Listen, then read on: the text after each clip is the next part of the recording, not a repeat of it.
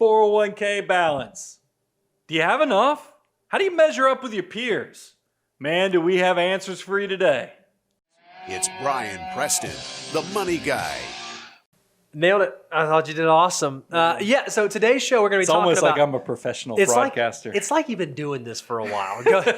And Brian Preston's term, the answers are going on 2 decades right now doing this. Oh, man. So here's the thing. I'm excited about this show. By the way, this is number 2 out of the 3 shows we're recording on a marathon recording day. And you guys know when we create content, we like to create content that feels actionable, that you know what's going to happen. But there's a difference. Sometimes we come up against content that the advice you want to give a 20-year-old is completely different than the advice you want to give for a 50-year-old. That's right. So we've come up with this series of what you should have at each age or benchmark of your life. And you've seen it. We've done what your net worth should be, what your habits should be by age, what your mistakes could be. We've done what your debt could be. So I like to think this is a money guy echo that is now coming about in the personal finance world. And I saw an article and I sent it out to the team here. And it was an article that was actually an Investopedia on what average 401k balances are by age. And the reason I think that that's such a valuable thing for us to cover, Brian, is all the time we have potential clients who reach out to us. And whenever we have someone young, and I mean young, they're not at financial independence. They're not at the decumulation phase of their life. There's always 2 questions that they want to know. Where am I? Yep. Am I ahead of the curve? Am I behind the curve? Am I on the curve? Do I not even know what the curve is? And where am I headed? If I'm in the right or wrong place, am I moving towards the place that I want to be? Well, you kind of have to know where everyone else is and where you should be before you can assess, am I on track where I'm supposed to be? And we're going to cover all that. And then I even have some cool findings. Because here's the other thing I thought was interesting. A lot of this data, when I found the Investopedia article, I realized that Fidelity had released a research report that a lot of people piled on. We had NerdWallet got in on it, Bankrate got in on it, and then of course we have the actual findings from the Fidelity research piece. It really gave a lot of data. It's going to let us dive into the age stuff, but I wanted to share some other interesting information, the fact that realize we are 10 years removed from the Great Recession. We are over 10 years from the bottom of the market back in March of 2009. So if you reflect upon it, and Fidelity did that, and why is Fidelity a great kind of steward of the data for 401ks? The reason is because they are the largest 401k provider in the United States. Pretty much, if you work for a Fortune 500 company, you probably have a Fidelity 401k. We have a lot of clients come to us that have Fidelity 401ks. And we've seen what they have to offer. So it's great that they have all this data that they're able to look at. So they did a research piece that they added to what's going on by age, where they talked about what happened, what were account balances in 2009, first quarter 2009, what are account balances now if you fast forward, because first quarter 2009 was the bottom of the Great Recession, because it was like March 6th, March 7th of 2009 was the low of low of what was going on in the investment marketplace. So here we are, first quarter of 2019. What's the compare and contrast of? And here's what the big takeaway for you guys that like just cut through the chase. Staying the course is rewarding. That's what the fact is. I mean, we always say that, but we actually have some anecdotal case study evidence that, in fact, if you stayed the course from our last downturn, you were rewarded for that. Now realize, let me give us some perspective, because I want these numbers to kind of have some depth to them so you know what's going on. 2008 was the beat up year that you look on statistically. When you look at the year's performances, you look at 2000 and go, whoa, what happened? It's because the S&P 500 lost 37%. But that wasn't the rest of the story. If you actually expanded that from 2007 all the way to the low of 2009, which was, like I said, in early March of 2009, the S&P actually had a period of time that was down 57%. So you heard me right. That was 57%. So it lost well over half of its value. So a lot of people are probably going, so what's the rest of the story? Because if you're an accumulator, if you're a saver, a lot of you guys, when you hear this data, I want you to get like giddy. Whoa. You just said, Brian, the market got cut in half. It did. And you want me to get excited about that. So the way you get excited about it is realize when you're a retirement savings, 401ks, how do they fund? You fund them monthly. Every payroll, time yep. you get a paycheck, that money's going into your 401k. Every month that the S&P 500 was getting its teeth kicked in 2008, 2009, you were buying in a few more shares with that same dollar amount, assuming you stayed the course. So it turns you into a financial mutant in the fact that volatility is your friend if you're doing dollar cost averaging, and that's exactly what 401ks did. So let me give you the rest of the story, because a lot of you guys will have plans and you think you want to have it figured out, but then you have something like a 2008, 2009, and it totally throws you for a loop. And that's why I want you to know, stay with us. We will inoculate you. This is the value of a good financial advisor, is that we actually help you stay the course, because a lot of you guys doing it yourself, you think you got it all figured out, and then in 2008, 2009 happens, and then you're reminded of the Mike Tyson quote, which is, everybody has a plan until you get punched in the mouth. And it's true. So true. So there's a lot of people that think they can do whatever, but here's the rest of the story. It's staying the course is rewarding, because for the overall 401k balances in 2009 were $52,600. So that the average 401k balance in the first quarter of 2009 across all ages was just under $53,000. And that was right after the market was at the bottom of its low of low. Sure. Fast forward to first quarter 2019, the average 401k balance now over all age groups, $297,700, so close to $298,000. Wow. So it didn't just double or triple. I mean, it went up 466% from a cumulative standpoint. So let's kind of, so it pays to stay. So now let's kind of relate this to retirement and 401ks in general, because a lot of people might be tuning in and go, I have a 401k at work, but I've never really paid attention to it. So there's some other stats that Fidelity shared with us. For 2019, salary deferral limits, $19,000. If you're 50, I didn't say like 51. If you're just 50 or over, you actually have the opportunity to do what's called a $6,000 catch-up contribution. Government wants to encourage you to save. Now, you hate when I do this, Brian, but I always have to throw this out there, because this is something a lot of people, yes, the limit for doing traditional or Roth contribution to 401k is $19,000 if you're under 50. But in my best Billy Mays impersonation, there's more. You actually aren't capped at $19,000. Did you know you can actually put more money into your 401k than $19,000 a year if your plan has specific provisions? If it has after-tax contributions, and then by the way, guys, and we're not going to get into this show, but you might want to reach out to us. If you find out your employer offers after-tax contributions as well as in-service distributions, it's a juggernaut. Oh my gosh, I got so excited. I think I just blew up the audio. Sorry. It is a huge savings opportunity, and the word Roth even comes to mind. That's exactly right. So we'll keep moving forward, and hopefully I didn't blow up the audio with that. But I want you to also remember, we want you to be saving 15 to 25% of your gross income for the future. And a good place to put it is in your retirement plan. If we were doing this show 50 years ago, we might have said you should save 10% of your gross income. That used to be the rule of thumb, but the world has changed a little bit now. Social Security is probably going to change. Pensions aren't the things they used to be. So now our retirements are now on our shoulders. That's why we have to be doing it. And the 401k, just like you said, is one of the number one best vehicles for us to be able to build assets for our retirement. And I want you, because a lot of you are going, well, do I count my employer number in that? I think if you make less than $100,000, yes, you can count your employer. If you make more than $100,000, no, you don't get to count your employer contribution towards that 15, 25%. You're like, wow, Brian, why are you so stingy? Why don't I get to count that? Here's the reason why. Guys, a lot of you are still going to have access to some type of Social Security. You might have some other income streams coming into you.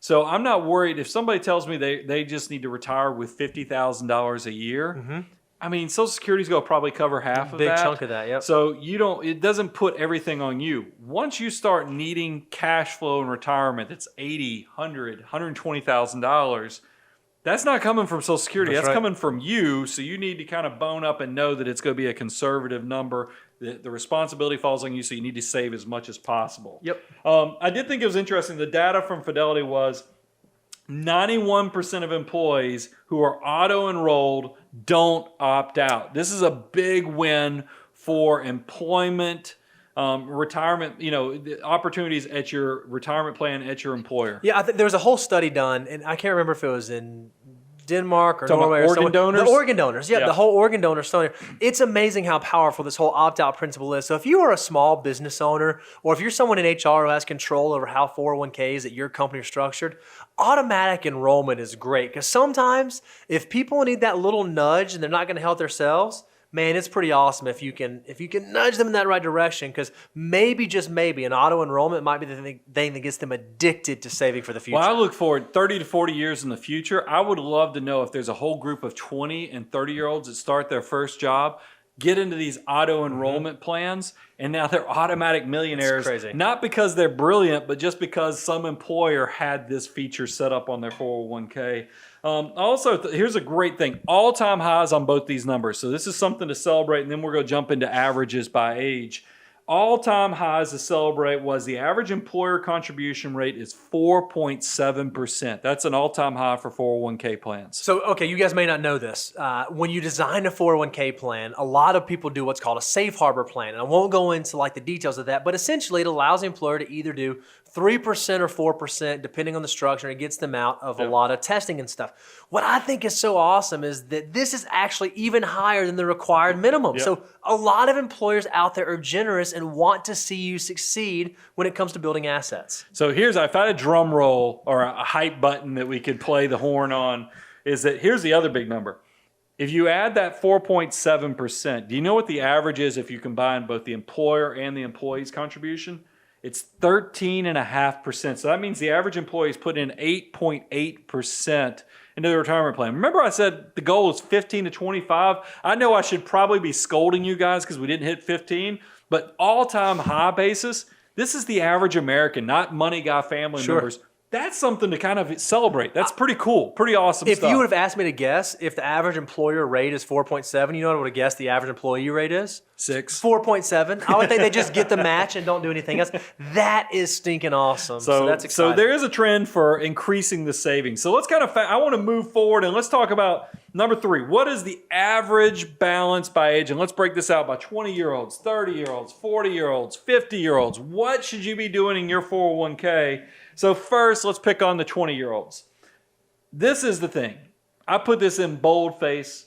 I've underlined it. I've put asterisks. This is the biggest no-brainer for being rich in the world. I mean, if you're in your 20s and you're not a millionaire by the time you're in your 60s, you have done it all wrong. And the sad thing is, the majority will still figure out how to screw this up. You said it right. It is easy to be rich in your 20s. It's so easy. It is easy to be rich in your 20s, and we squander it. We squander the opportunity because the most valuable resource that most of us have is time. And the earlier we can start, the earlier we can get our money working for us, the more valuable that time becomes. I said this when we were setting everything up to record this, and because I know a lot of you young people are like, I just don't have money, guys. Life is expensive. I just don't have it. Here's the truth of the matter. You can become rich, stinking rich, by saving hundreds of dollars in your 20s.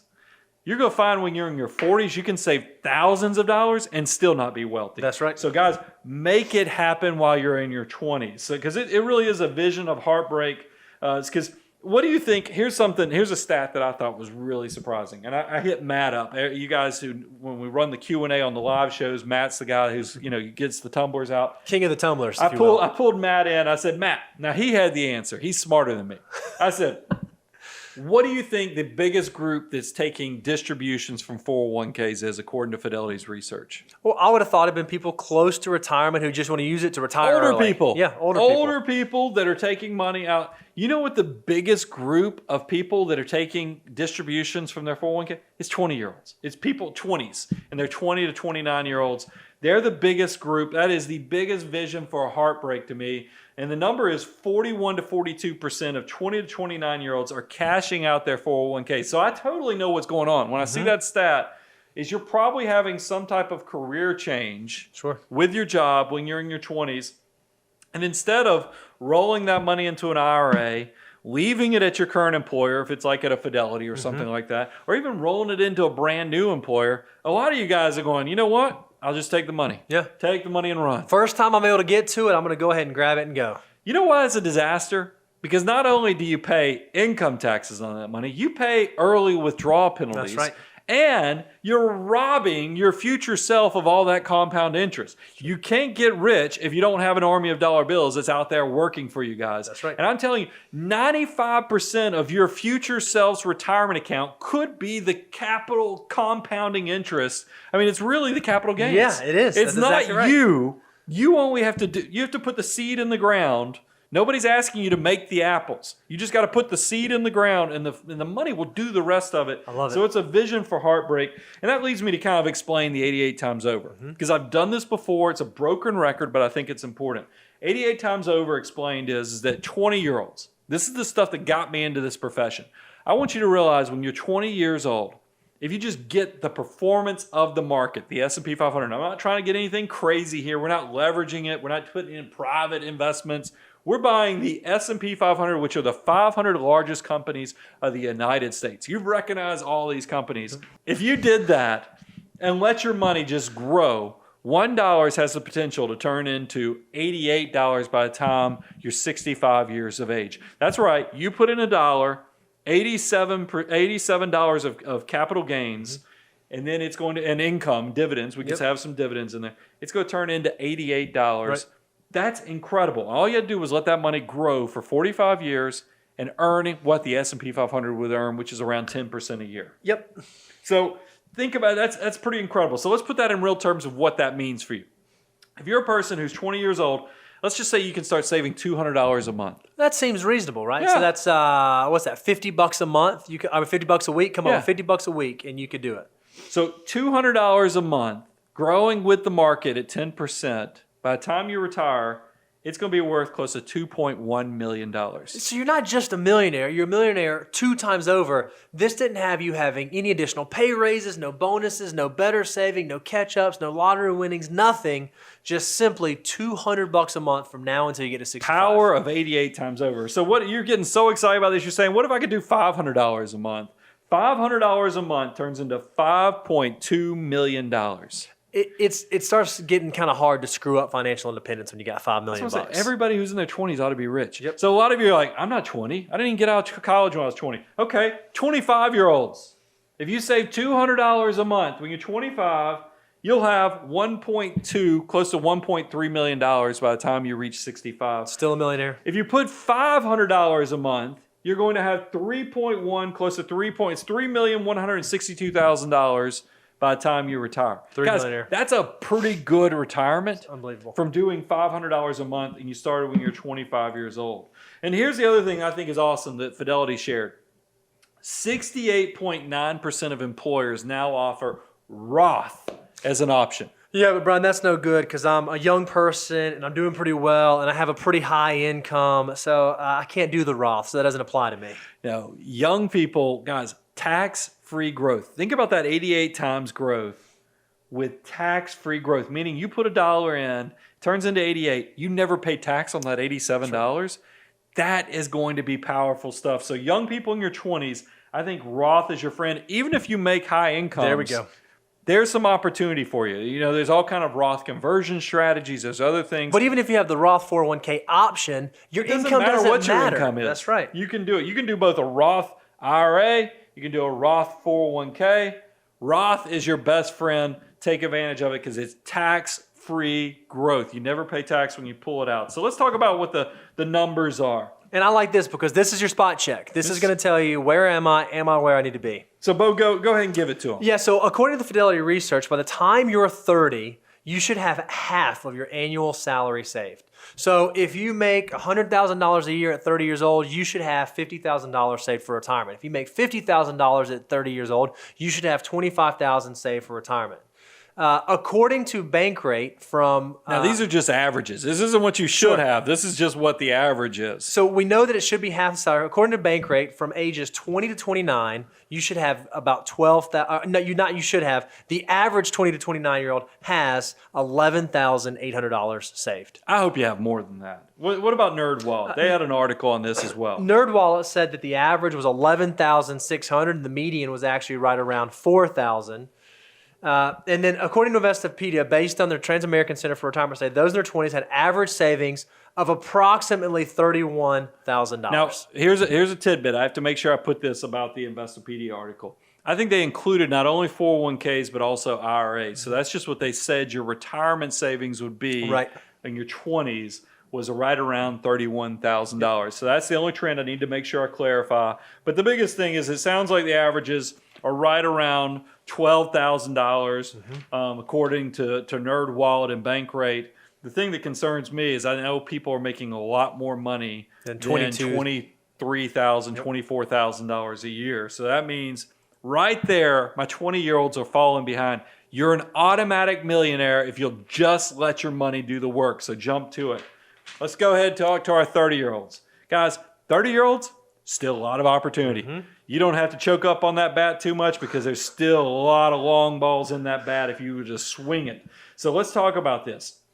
I was still surprised to find out. I picked on my 20-year-olds because they are the largest group to cash out their 401ks. And I imagine a lot of it's because they're changing jobs. But they're young and they don't know better. Surely someone by the 30s, they've got life figured out. They're a little more mature. Now, 30-year-olds weren't the biggest. We save that for the 20-year-olds. But still, 38% of workers who are 30 to 39 years of age are still cashing out their 401ks when they change jobs. That's a complete disaster because guess what? You probably have worked for like 10 years. You have some money actually in the account, and you're still taking it. What are you doing? Buying a car? Putting a pool in the backyard? It's crazy. That's horrible. You're going to hate yourself in the future if you're making bad decisions like that with your retirement account. And remember, these things are structured. They're supposed to be retirement assets. You're not even supposed to be able to access them at least until you get to 59 and a half or maybe 55.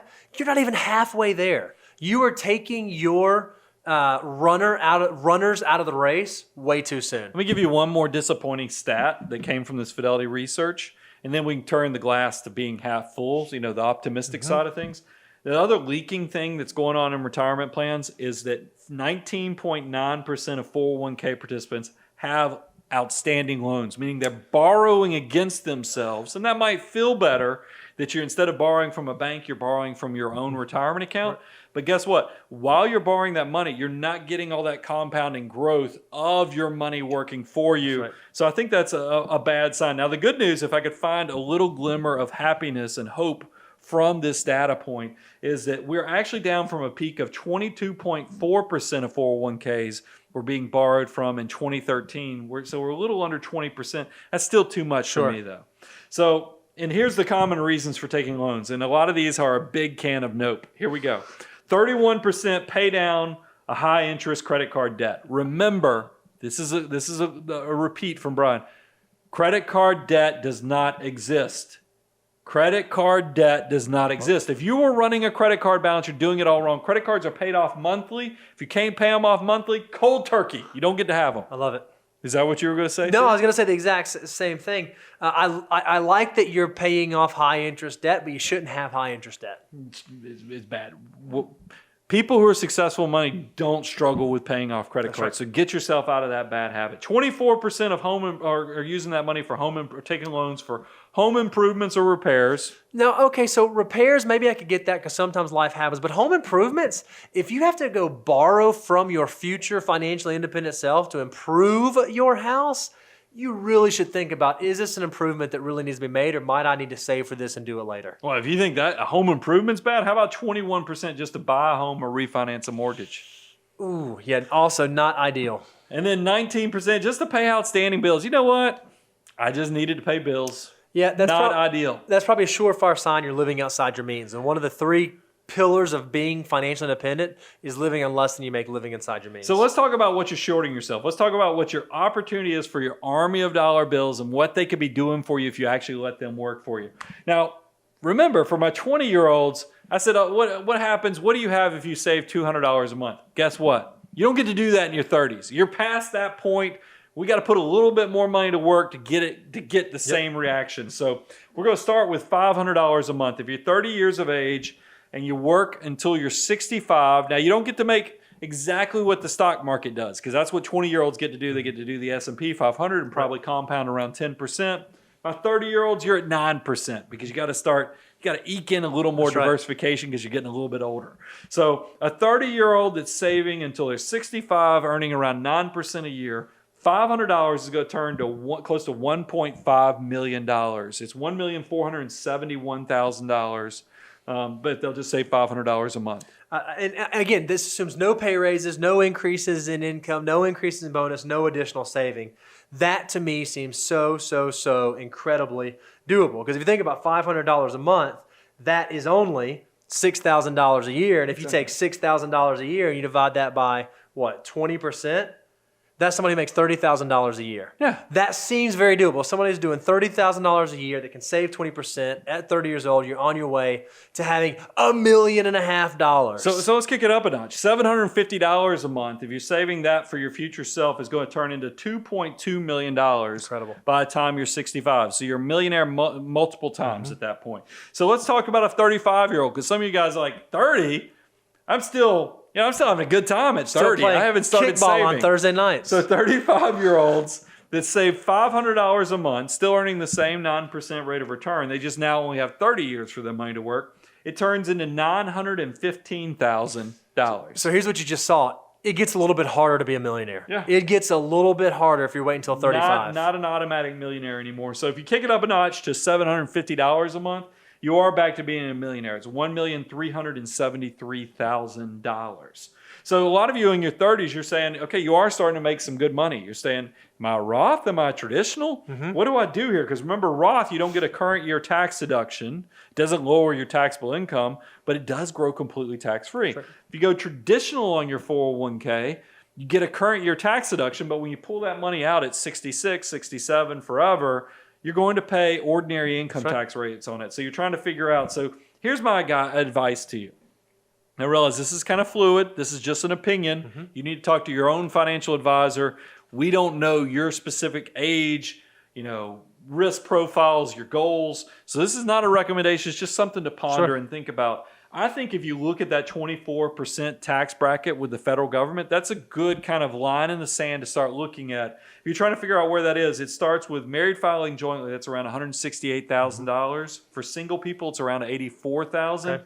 That's kind of your line in the sand to start thinking about, maybe I make enough money where traditional might make sense over Roth just because I like the current tax deduction. But it's still kind of a toss-up because that tax-free growth is pretty powerful. I will tell you, once you cross into the 32% bracket, for married couples, that's around $321,000. For single people, it's $160,000. Once you're paying 32% just to the federal government, and then you add your state income taxes, you're starting to pay close to 40% to the Current government. year tax benefit's pretty strong. There's a big benefit because you're hoping when you retire, your tax rate might be a little bit lower. So that's just something to consider. So, Bo, give them kind of the benchmark of measuring of where they should be. So for my 30-year-olds out there, by the time you get to 40, you should have twice your annual salary saved up. So again, if you're someone who makes $100,000 a year, you should have $200,000 in retirement savings. That's according to Fidelity. That's their Fidelity. guidance. If you make $50,000 a year, you ought to have $100,000 saved up for retirement. Looking at the Bankrate article, the average balance for those from age 30 to 39 is $42,400. For NerdWallet, the average balance was $43,600, or a median of $16,500. And then Investopedia said those age 32 to 37 have saved around $31,600. So you can see, if our goal is to have twice our annual income, the averages are probably missing the marks by the time you get to 40. Because, I imagine most people out there are earning more than $20,000 a year. So we're doing this wrong. Once again, the average American, even though they have all this opportunity, blowing it. Don't be part of that. So here's the transition point. We're now crossing into something I resemble. The 40s. 40s are for your wounded warriors. Why do I call us in our 40s wounded warriors? Is because in your 20s and 30s, you're invincible. You can take over the world. You think there's nothing you can accomplish. 40s, you start realizing, hey, I'm still feeling pretty good, but I'm not going to be here forever, and maybe I'm not going to take over the world. You kind of start realizing these things. You start thinking about, hey, do the kids, I got the kids that are starting to become teenagers. Do we have college? Yeah. Wait, college? What about retirement? Do we even have retirement for ourselves? Crap. You know, that's kind of, Yeah. this is the thought process. And then this is also the age. I'm just go ahead and tell you, I'm not painting a pretty picture for 40s. No, you're not. I'm not looking forward to this. This is when a lot of midlife crises happen too. I think people who have not made, because what happens in your 40s, it's either going to be a celebration for your past successes if you started saving in your 20s and 30s, or it's going to be that wake-up call where you go, man, it is now time. It's that fork in the road moment where I can either get serious and start building for my future, or I'm in trouble. It's either a celebration or a realization. So you gotta get serious about all the things that are going on, because this is do or die time. And here's what I think. When I was looking at the Fidelity Research study, and I put this with the 40-year-olds because I think it probably is the average retirement person, these realities kind of hit them. 2/3 of workers from Fidelity's research believe they don't know as much about retirement as they think they should. That's an easy solution. Go listen to the Money Guy show. Solved. Problem. I don't Done. think it's the Money Guy family that's struggling with this. It's still alarming. Touche. They're the third that has it figured out. It's the 2/3. It's all their friends, relatives, and neighbors that 2/3 of workers don't know about as much about retirement as they thought they would. 30% don't know anything about asset allocation. 20% admit to not knowing how their retirement money is even invested. Yep.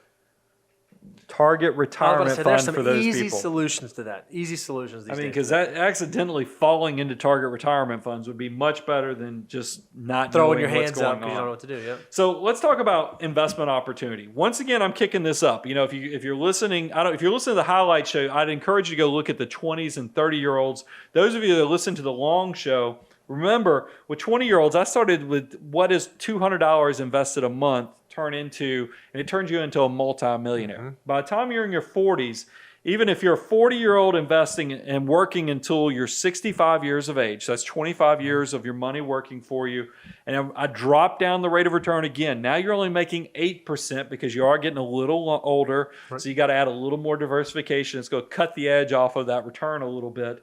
So even if you're investing $750 a month, by the time you're 65, if that's where you're starting with, you'll have $713,000 at retirement. I think this is what's so powerful. You at 40 are saving almost 4 times more than you would have had to when you're 20.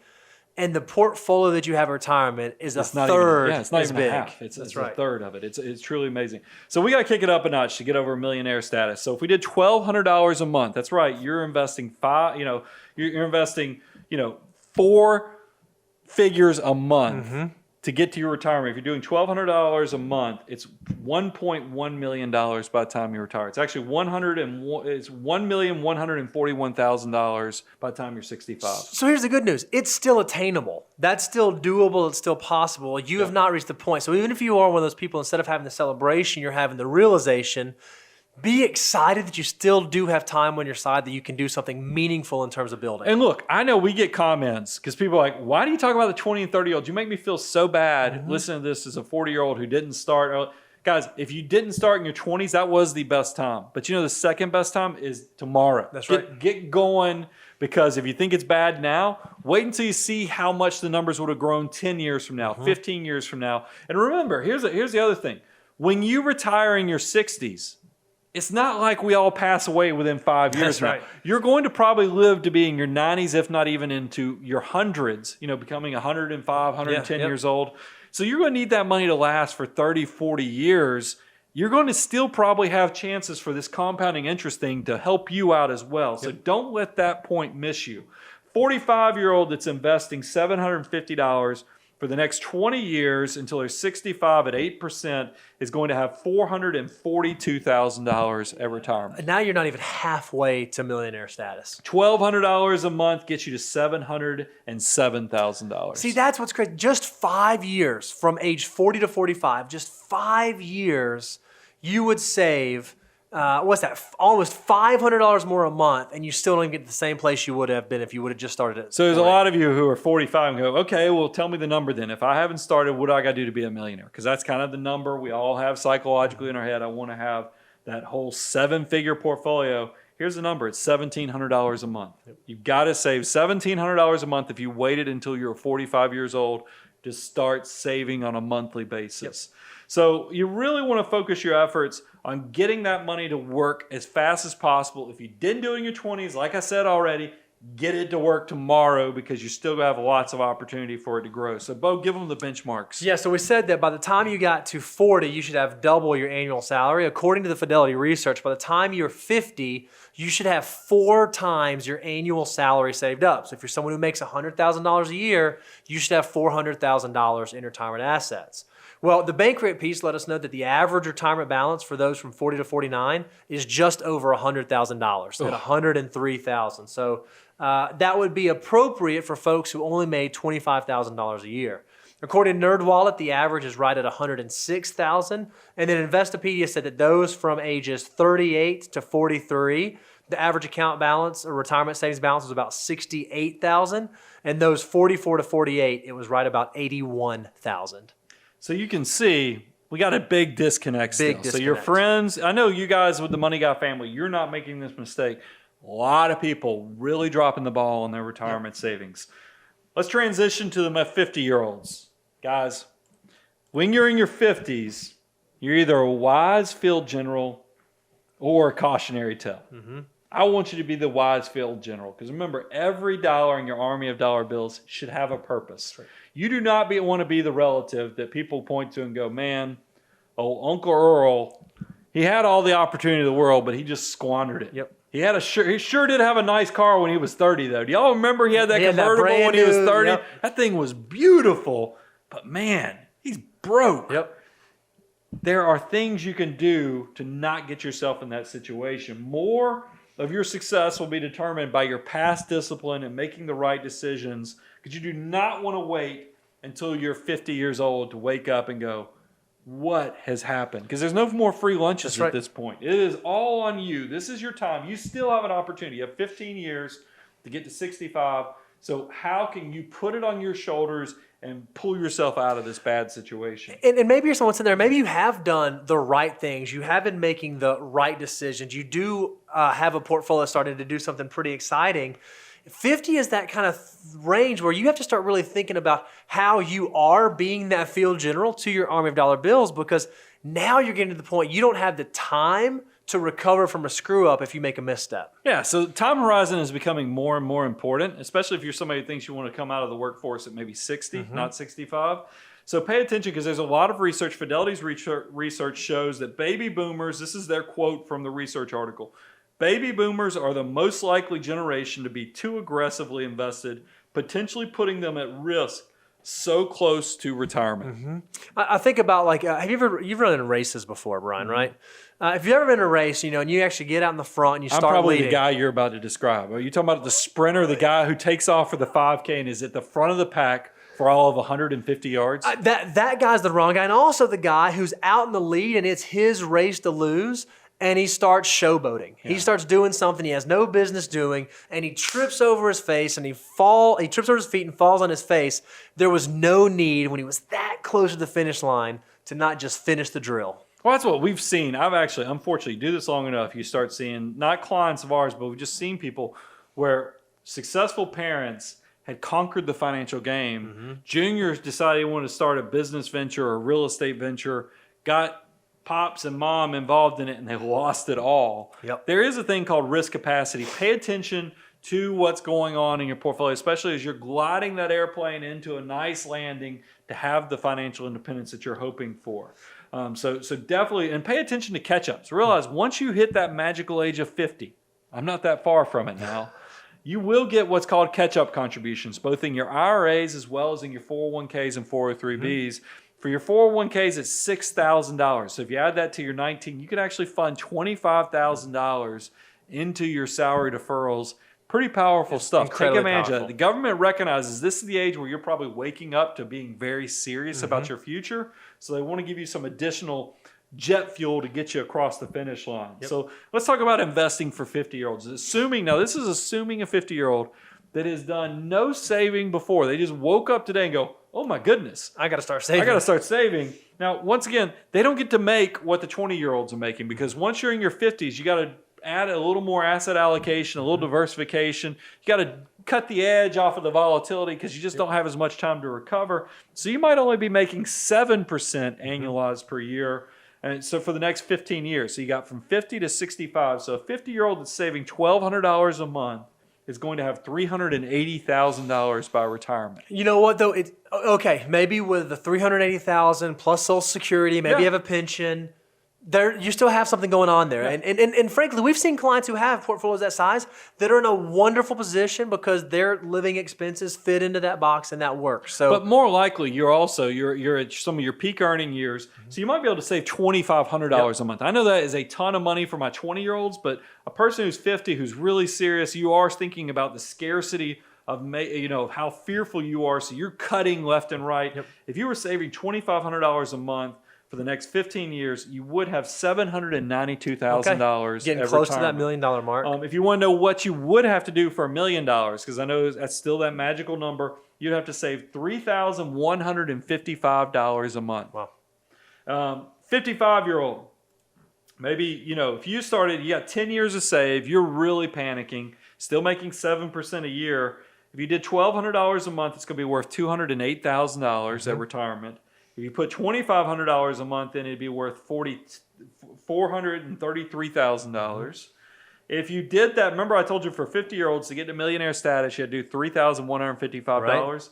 For the 55-year-old, just the 5-year age difference, that number is only $546,000. So saving the exact same amount at 55 that you would have saved at 50 only gets you halfway as far as it would have 5 years a little earlier. over half. So to get to a millionaire status in that next 10-year mark, you got to save $5,778 a month, close to $6,000 a month. We're starting to get to maybe some impossibility. That's close to $72,000 a year. That's just devoting to retirement. Yep. So you better be in a pretty high income situation. This is also the age. Social Security is going to become an important factor, especially if you're behind. So and they don't send that. A lot of people don't realize. Government doesn't send you your Social Security statements annually anymore. You now are required to go to the Social Security Administration's website. That's ssa.gov. That's right. Go there. You can give some verification data and then pull your data points for what you will have in retirement. Now, Social Security is one of those things, and this is where if you are trying to figure out when to take it, how to take it, make sure that you measure twice, cut once, because you don't want to make that decision wrong. A lot of folks think, as soon as I hit 62, I'm going to go grab my Social Security, I'm going to take that benefit, I'm going to get the money as early as possible. That may not be the best decision. If you're still earning income, then you might actually have your benefit reduced. Or if you need a higher lifetime amount to be able to cover, by taking it at 62, you may really increase your longevity risk of running out of resources. I like people, I know at 62, you're like, hot dog, I get my free money from the government that I've been paying into my whole life. So it's not really free money. It's prepaid money that you put in, not earning much money. That's right.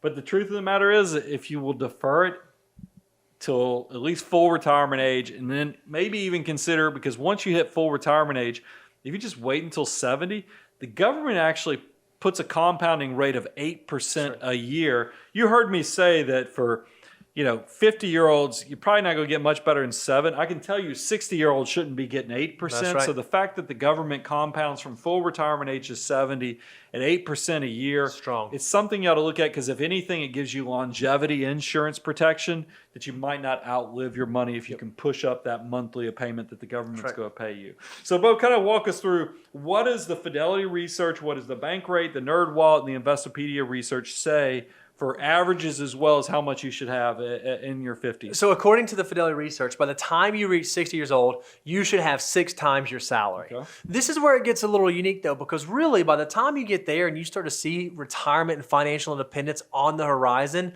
it should be customized to your financial situation. Maybe 6 times your salary works. Maybe it needs to be 30 times your living expenses. Maybe it needs to be some number less because of pensions and Social Security. This is where it really needs to start to be custom. You know exactly what your number is. The Bank Rate article said that for those from 50 to 59, the average account balance is $174,000. NerdWallet let us know that the average balance was about $179,000. And then Investopedia said that those between 50 to 55 have saved an average of $125,000. None of those numbers sound to me like it's probably 6 times annual salary.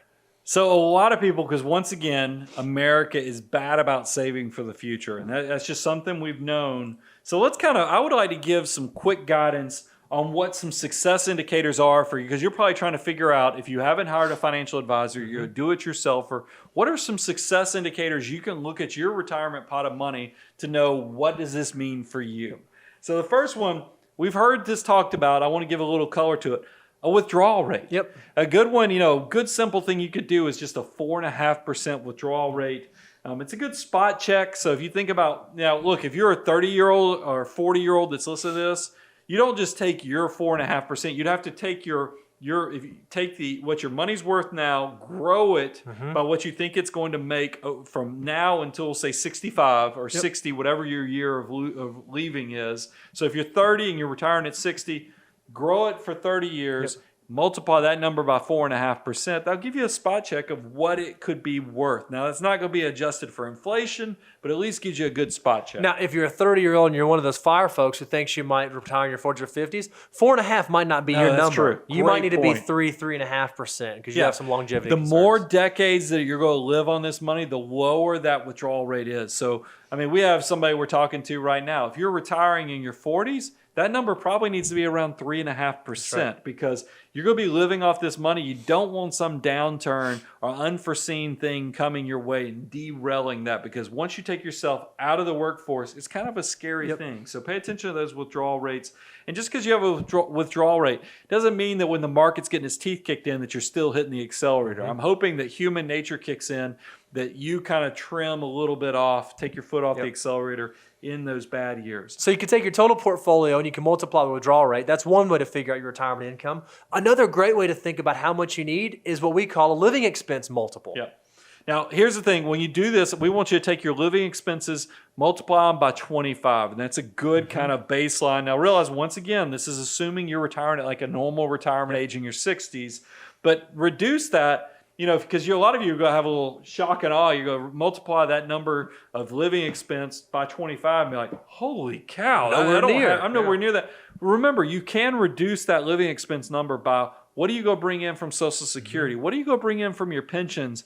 Those things will offset what that living expense need will be, is assuming you're taking those into account as well as taxes. It will make it more reasonable. So if you think your living expenses are $5,000 a month and you know that Social Security is going to be $1,000 a month and you know that your pension's $1,000 a month, you would take the difference, $3,000, and multiply that times 25. That would give you an idea of where your portfolio you would should do be. $36,000 times 25. Right, yep. Would give you, because that's just your monthly pool of $3,000 a month, but it definitely would give you a spot check of knowing what you have. And here's the last one, Millionaire Next Door formula. We like this formula, and Bo made a brilliant adjustment to it that we'll go over as well. But this is simple. You just take your age times your income and divide it by 10. That's going to tell you what the average accumulator of wealth factor should be.